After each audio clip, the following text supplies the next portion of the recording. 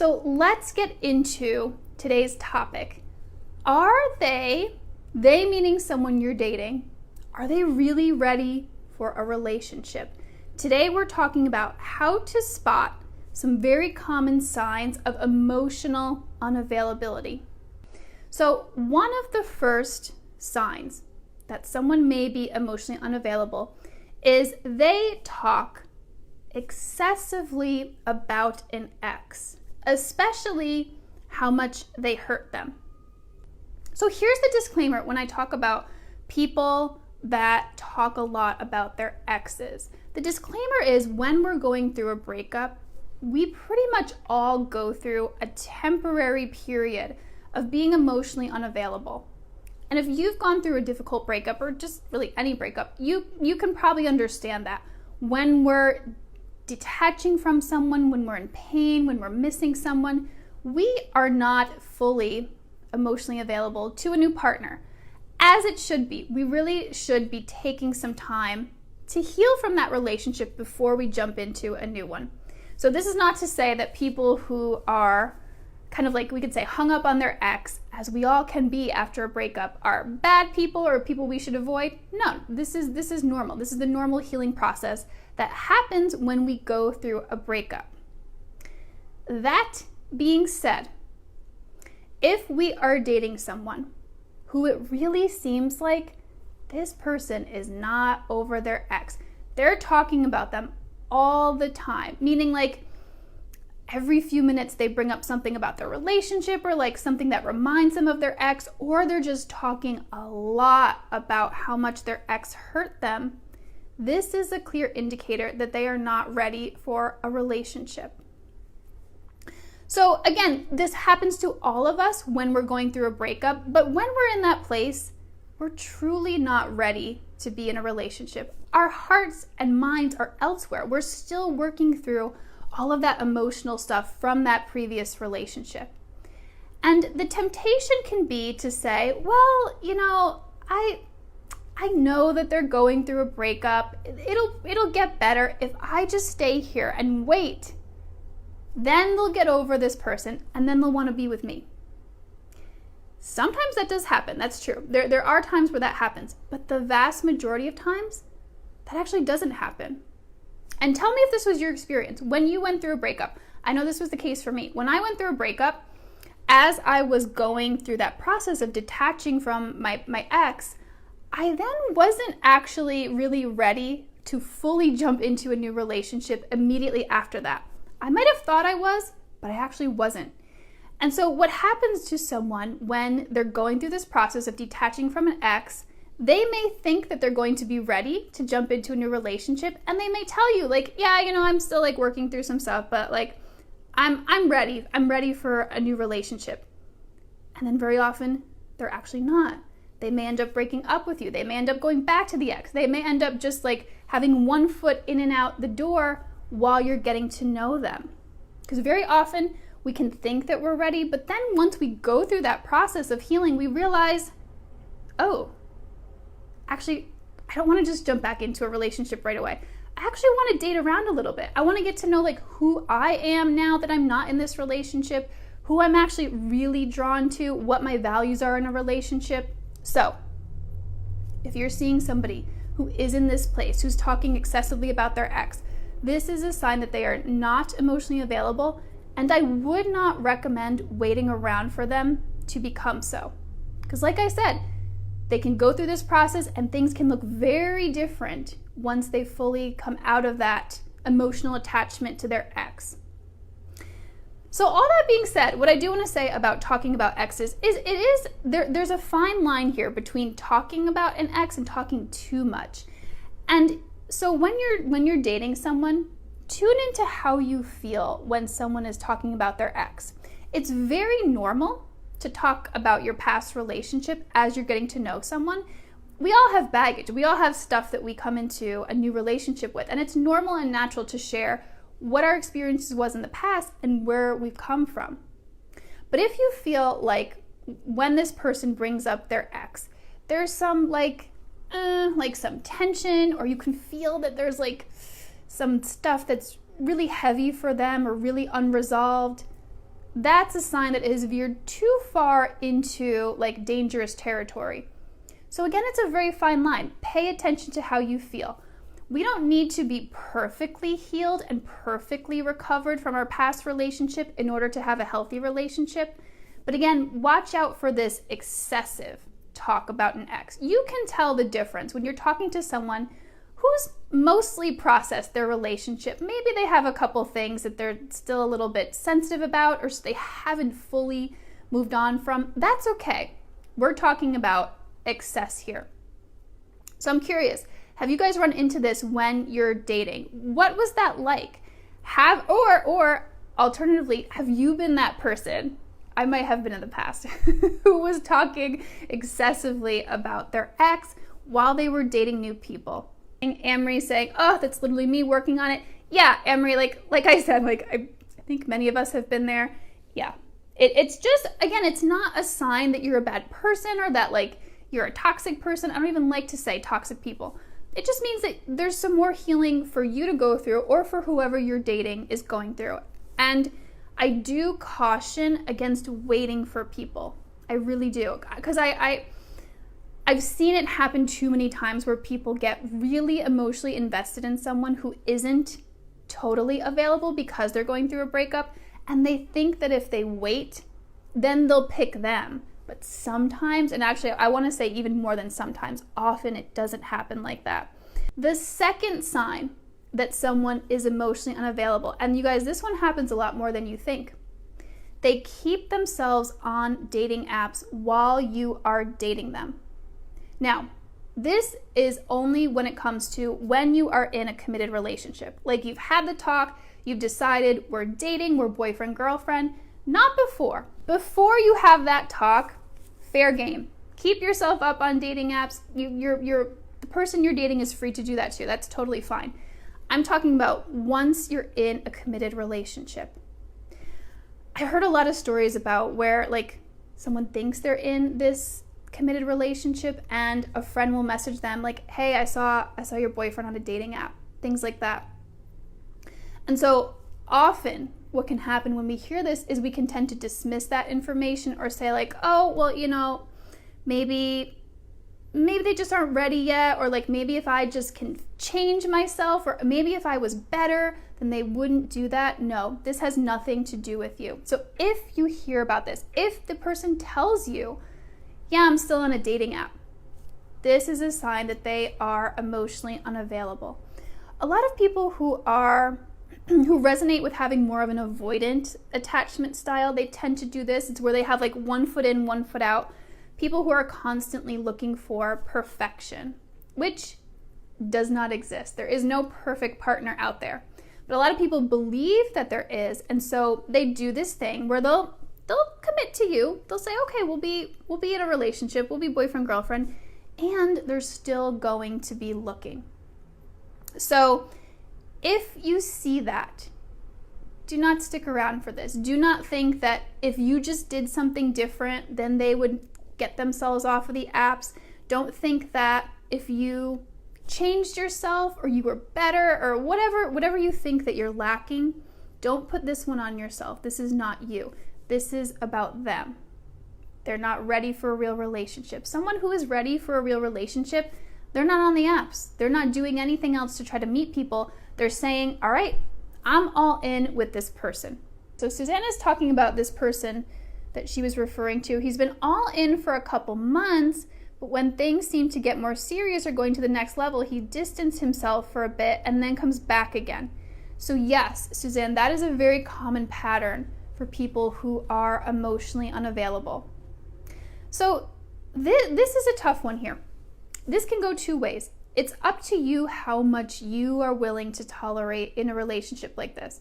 If this really bothers you and it's really, really triggering for you, you are perfectly justified in leaving this relationship. If this is a person who seems willing to work with you, who seems willing to address his stuff and own that, like where he's saying like, yeah, I do that.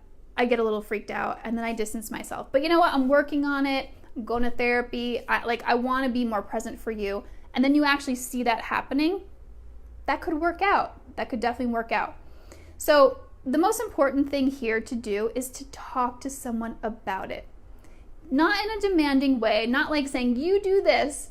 No, saying like, hey, when you pull away, I feel scared, I feel anxious, I feel hurt.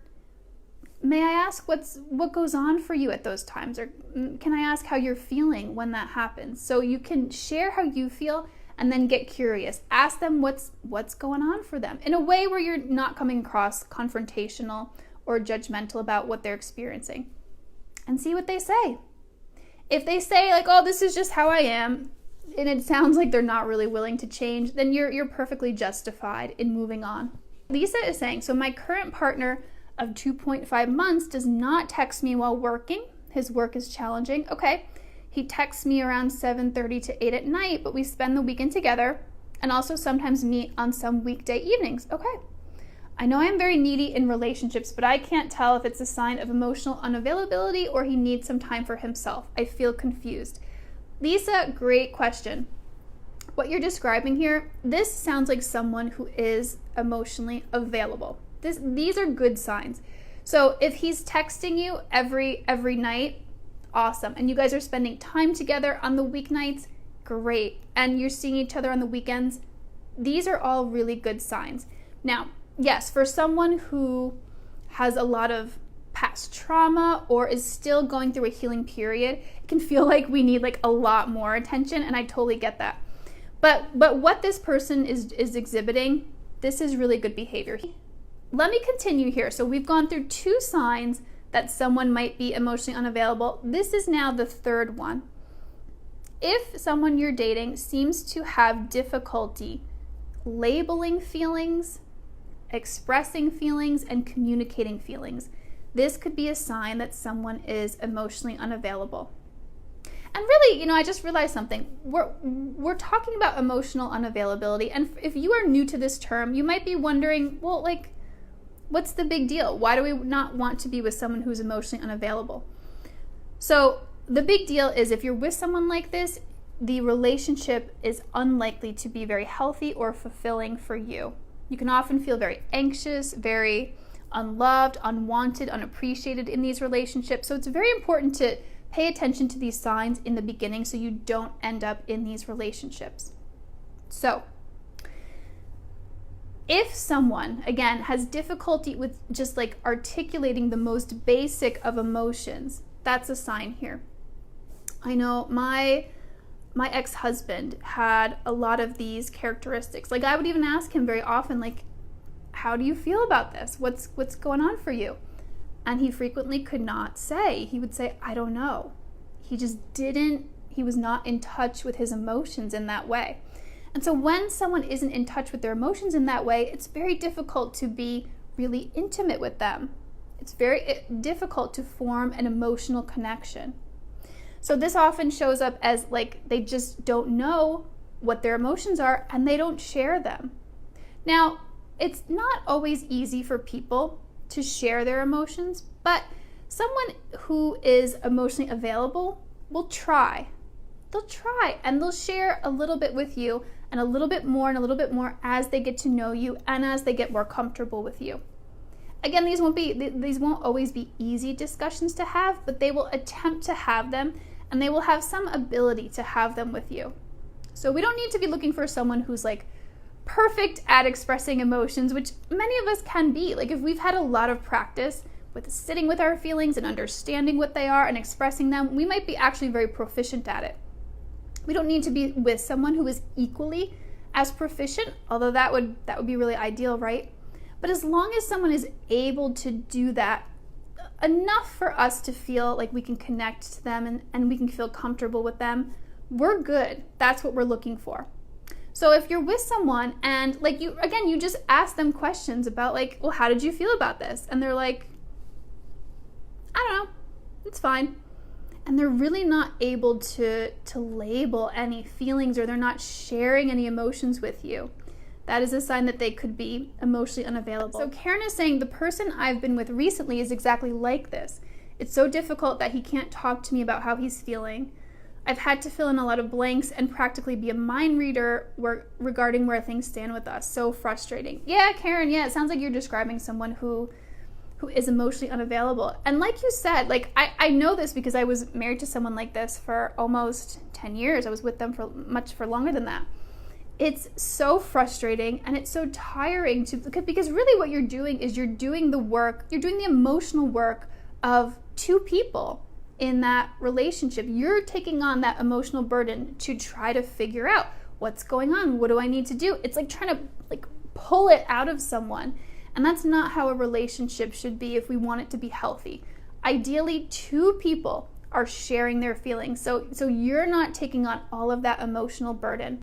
The fourth way to tell if someone is emotionally unavailable is if they avoid deep topics or like what we could call like hard discussions. So when this happens, like let's say you bring up something like, hey, I want to talk about this thing that has been going on for me or this thing that happened in our relationship, and they just make a very quick comment about it, or they change the subject, or they're like, yeah, I don't like talking about that. I don't like drama. That's a sign of emotional unavailability.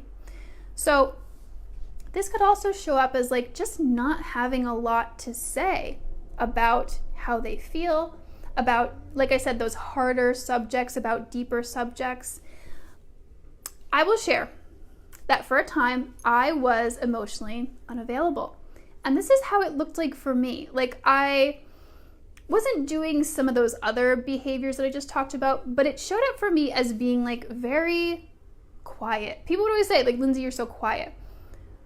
Well, I actually wasn't that quiet. Like here I am showing up on video each week. I have a lot of things to say, but back then I just didn't feel safe, or it honestly didn't even occur to me to share some of the things that were going on within me. So I appeared to just not have a lot to say. I appeared very quiet, and I didn't share a lot about my past. I didn't share a lot about my experiences because I was emotionally unavailable. And so this is what this looks like. If you're with someone who just like doesn't share very much at all, they're probably unavailable. Who knows what's actually the reason for it? It could be very different for different people. But if this is what it feels like to be with someone, if it feels like you have to like pull, kind of like what I talked about before, if you have to like pull conversation from them, if you really have to like try to draw them out to be able to have a deep conversation, not a good sign that someone is available. So there's cases where someone could just be like a little bit hesitant to open up at first, and that's normal. So ideally what this would look like is you're talking to someone, and slowly, as they feel more comfortable with you and they get to know you, then they open up and then they start sharing. That's someone who's emotionally available. But if you're talking to them and getting to know them and it's still like pulling teeth to just get anything out of them beyond just like surface stuff, then that's a sign that someone is unavailable. So I hope this makes sense. I hope this makes sense. The difference between someone who's just not that open at first, but once you get to know them, they're totally willing to be open and share with you, versus someone who once they get to know you and is comfortable with you and still isn't willing to share with you. Suzanne is saying, so the guy I'm seeing talks to me every day, okay, makes vague plans to see me, then makes excuses or backs out at the last minute when asking for specific plans. Okay. After this, he will contact me saying he misses me and wanting to see me yet again. I've talked to him about this and he admits he's let me down and needs to do better, but when I want to talk about it, he avoids the topic. Okay. I have pulled back and just make my own plans, and that's when he approaches me again. So yeah, thank you for sharing more about this, Suzanne. Yeah, this is unavailability. Someone who says, oh yeah, I do this stuff, but then does not make any effort to do it differently. They're not ready for a really healthy relationship. So yeah, thank you for bringing that up. And it's tough when you're dealing with people like this, because again, there could be times where the relationship is pretty good. Like when you're together, it can feel really great. But then when you're apart and you're trying to make plans and they like you said, they back out at the last minute and then come back and say, oh, I'm sorry, I miss you. This is unavailable. So Suzanne, if this person were truly available, what this would look like is they would recognize it. They would say, oh, you know what? Yeah, I'm sorry. I let you down. I need to do better. And then they would do it. And then they would also talk about it with you. So that's the difference here. Somebody just saying, okay, yeah, I need to do better. All right, good. That's a great first step. It needs to be followed through with actions. Words are very easy to say. Actions, not so much. So Lisa is saying, I was in a relationship like that a few years ago. He used to tell me if I really loved him, I should be aware of his feelings without him telling me directly. Oh my goodness. Going on dates with him felt like I was hanging out with myself because he was almost not there. Yeah, Lisa, thank you for bringing this up. That's what it can feel like when you're in a relationship with someone who isn't available. It feels exactly like that. It feels like they're not fully there. Like, yes, they're sitting there in front of you, but they're not fully there. And that's why I say, like, they could be physically present, but their heart and minds could be elsewhere. That's what it feels like. So she's saying, after ending that relationship, I met my narcissist ex-husband who love bombed me like anything, and it felt so good, and I made the mistake of marrying him. Yeah, Lisa, again, thank you for sharing this, and I'm so sorry you experienced that.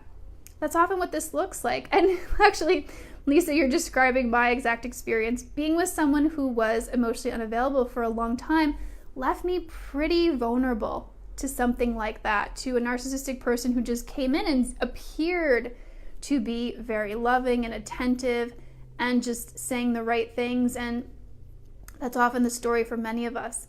Another thing to remember with this particular warning sign of emotional unavailability is if it feels like you're the only person who brings up important things to talk about in the relationship. So like if you're the only one that's saying, hey, this happened, like we had a conflict, we need to talk about it. Or like we need to talk about what we are. If you're the only one that is initiating those conversations, that's another sign of emotional unavailability. That's exactly what it looks like. You're the one who's doing all of that emotional work and all of that emotional labor in the relationship. Melissa is saying, I feel like he's gaslighting me because he does not understand that he is unavailable. So he acts like the problem is me being needy. Yeah, Melissa, this situation I would not recommend staying in at all because yeah, it can make you feel very crazy very quickly. You're not needy for not wanting to be with someone who is emotionally unavailable. We all have needs that need to be met. And so if you're in this situation where this person is making you feel like, I don't even know what's going on anymore, am I the needy one? I don't know. I would not recommend staying in that situation. It can be much, much different. It doesn't have to be like that. You can find someone who will meet your needs and who doesn't make you feel like that. Rashi is saying, hi Rashi, my ex used to say he doesn't like giving explanations or he can't talk a lot. Ooh, that's, Rashi, that is a very clever way of saying, I'm not really available. Also, he used to talk to me on Telegram, and after every conversation, he used to delete the whole chat. During arguments or any difficult conversation, he used to shut down or run away, and if I used to push him even a bit, he just used to disappear or block me for some days. Yeah, Rashi, so again, you're describing an emotionally unavailable person here. And it often looks like this. They will give like 100 different explanations for why they can't do it. And if you're with someone who's a bit more like intellectual, they can give you a whole lecture of reasons why they can't show up for you. And you guys, none of it matters. If they can't be available to you, it doesn't matter what explanations they have. It doesn't matter what trauma they've been through in the past.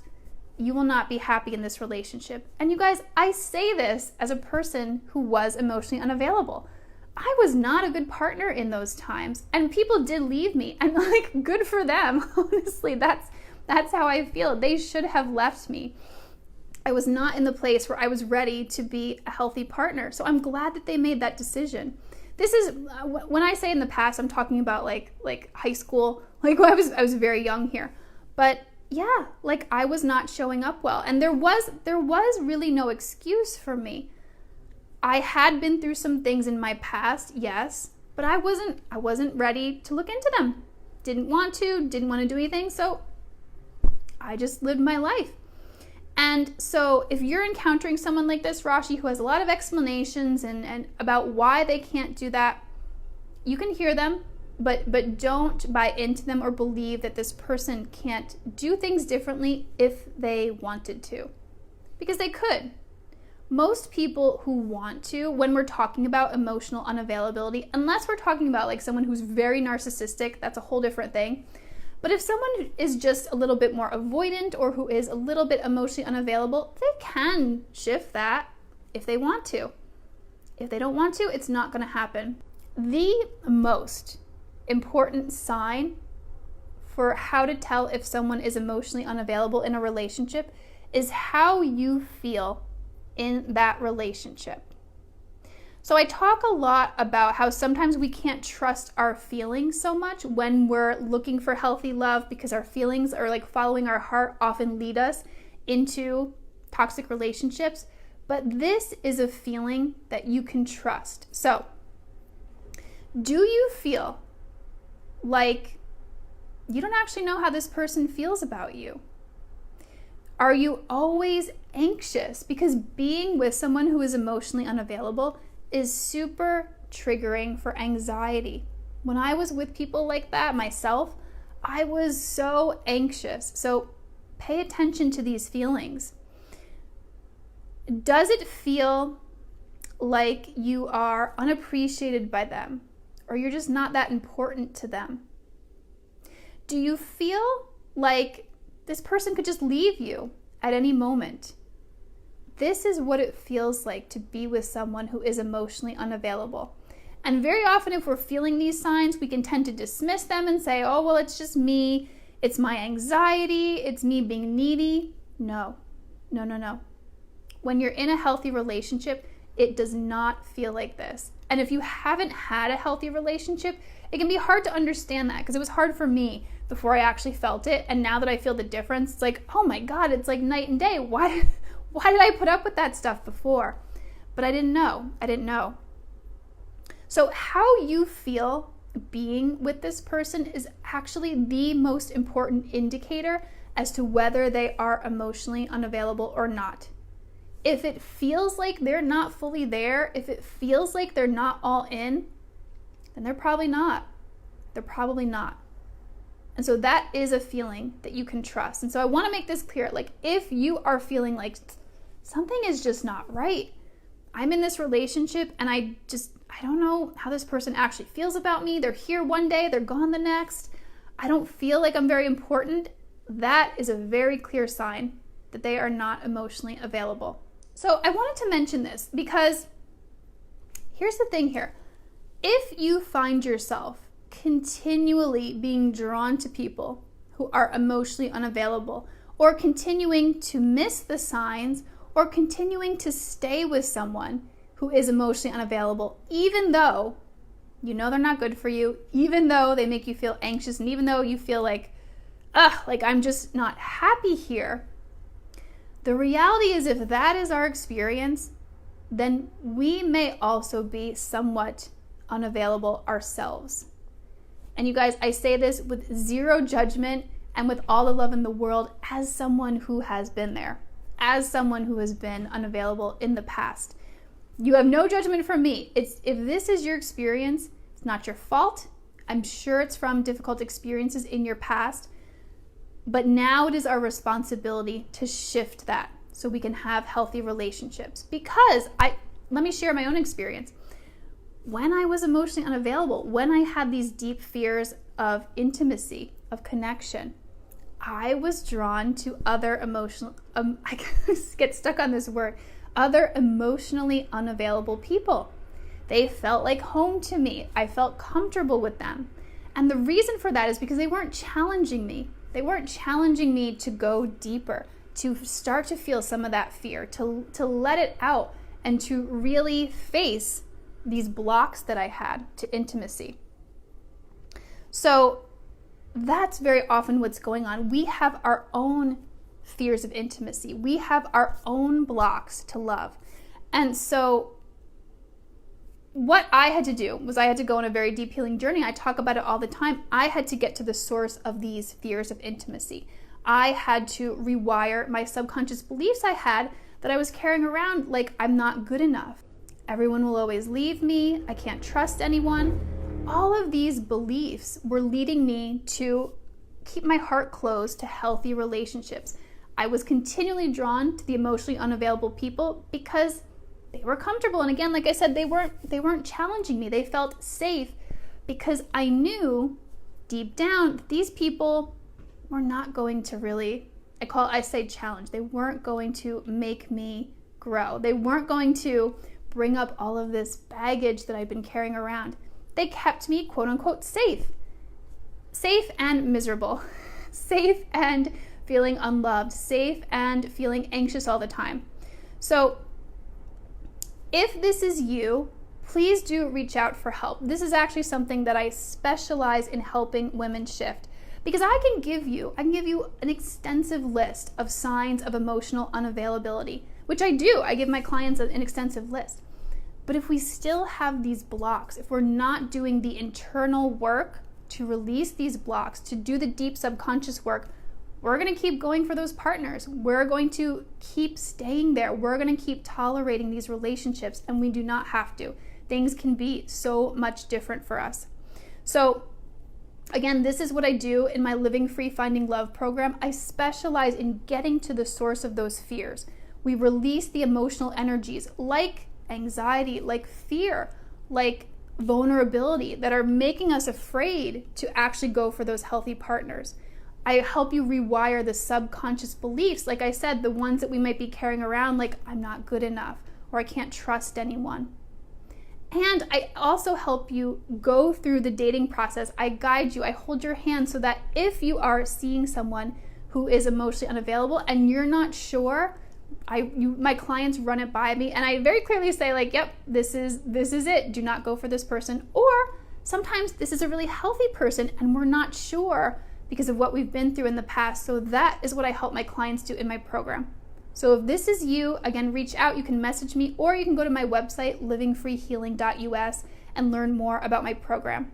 And is saying, I found that as soon as it came to discussing where we are in the relationship, etc., he'd get distant. Okay, yes, but you talk about sex or day-to-day funny, easy talk about stuff, and then he'd talk again. Yes, this is very much what emotional unavailability looks like. Someone who does not want to talk about the deeper stuff. This was, what sign did I have this at?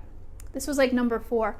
Can't talk about the deeper stuff, changes the subject, is only talking about like surface level stuff. And sex is included as a surface level thing. If someone is only wanting to talk to you about sex, that is a clear sign of emotional unavailability. I was unavailable for a good long while, and it was because of my trauma. And I didn't know, like there was this certain, I'm laughing because I just can see myself very clearly now. There was this certain like ego delusion I had that like, oh no, I'm so available here. And I'm just with this person and like I'm able to identify my emotions and express my emotions, and it's them that's the problem. Well, yes, my partner was emotionally unavailable, but I was too, because I chose that person and I stayed there. Instead of going for the healthier people, I stayed in this relationship trying to make it work, which was basically like banging my head against the wall. It wasn't working. But that's how I knew, okay, yeah, it's a little bit me too. I have my own blocks to intimacy. And so once I worked through those, then I was able to be with healthy people. Kristen is saying, I agree with this 100%. I feel like I stayed with someone for 7 months that I knew wasn't emotionally available because there wasn't pressure. Yes, exactly. And I knew it didn't make me step up and commit to him, though eventually I wanted to. Once I fell for him, it was hard to let go, but it was comfortable while I wasn't ready. Yes, exactly. There's a reason that we stay in these emotionally unavailable relationships. And it's this paradox. We can be so unhappy in them and so uncomfortable and, like I said, so anxious and so triggered, yet at the same time, it's like this familiar dysfunction. It's also in some weird way comfortable because, like I said, it doesn't challenge us. It doesn't bring up those same fears of like being really seen.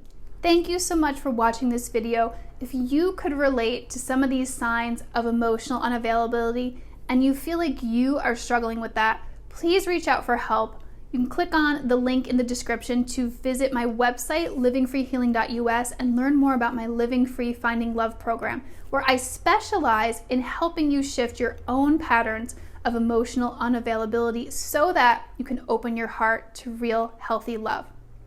If you're looking for daily support and inspiration, follow me on Instagram at Living Free Finding Love and also TikTok with the same name.